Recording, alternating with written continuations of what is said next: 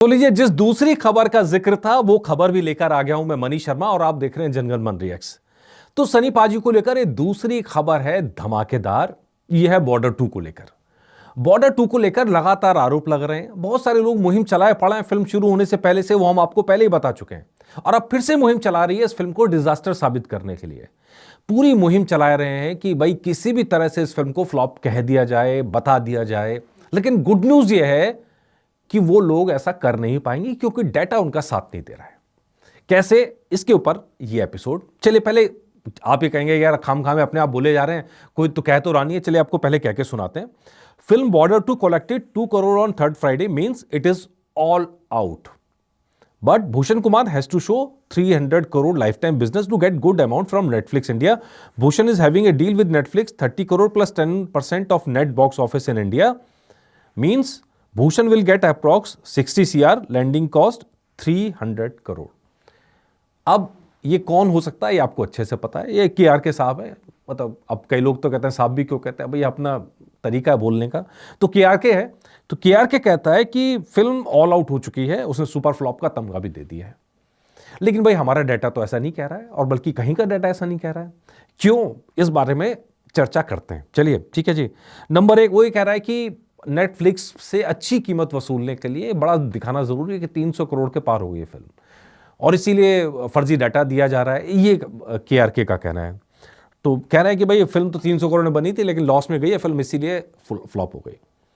लेकिन डाटा इस बात को सपोर्ट बिल्कुल भी नहीं कर रहा। नंबर 1, फिर कहेंगे गुड न्यूज़ कैसे भाई, ये तो आप तर्क नहीं। चले पहले गुड न्यूज़ बताते हैं। नंबर 1, ऐसे तमाम लोगों के मुंह पे एकदम टेप लग जाने वाली है जब ये सामने क्लियर हो जाएगा कि फिल्म 450 करोड़ का आंकड़ा पार करने के लिए बिल्कुल तैयार बैठी है। आज फिल्म ने 440 करोड़ का जो झटका है वो दे दिया है। मतलब 440 CR पार कर चुकी है, उससे ऊपर जा चुकी है। और कल संडे के डाटा अगर आप मिला लेंगे तो फिल्म संडे के दिन मोस्ट प्रोबेबली 450 करोड़ का आंकड़ा पार कर लेगी, नहीं तो मंडे तक सुबह सुबह में ही यह आंकड़ा पार हो जाएगा। मतलब 450 CR वर्ल्ड वाइड का आंकड़ा पार हो जाएगा। तो ये गुड न्यूज़ है। और बहुत सारे लोग कह रहे हैं कि यार 500 क्लब, हाँ वर्ल्ड वाइड में 500 करोड़ क्लब के आसपास पहुंचने का बनता है। मोस्ट प्रोबेबली ये फिल्म वर्ल्ड वाइड में 500 करोड़ का आंकड़ा पार कर लेगी, क्योंकि अभी इस फिल्म के अंदर पोटेंशियल है।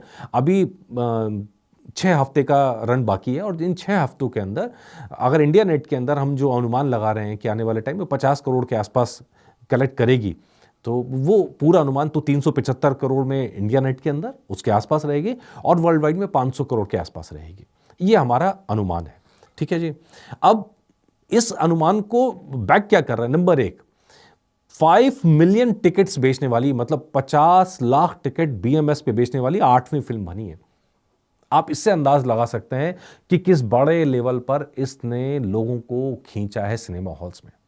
इवन पहले शुरुआत के दिनों में 1 करोड़ का आंकड़ा तो फुटफॉल तो वैसे ही क्रॉस कर चुकी है।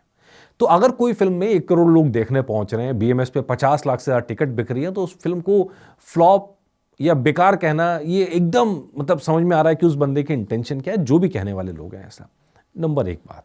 नंबर 2 बात, ओवरऑल वर्ल्ड वाइड की लिस्ट में ये टॉप 25 फिल्म्स की लिस्ट में शामिल हो चुकी है।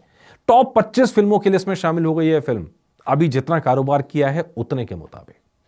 तो भाई ये तो खुशखबरी की बात है, ये तो सेलिब्रेट करने की बात है इंडियन सिनेमा को।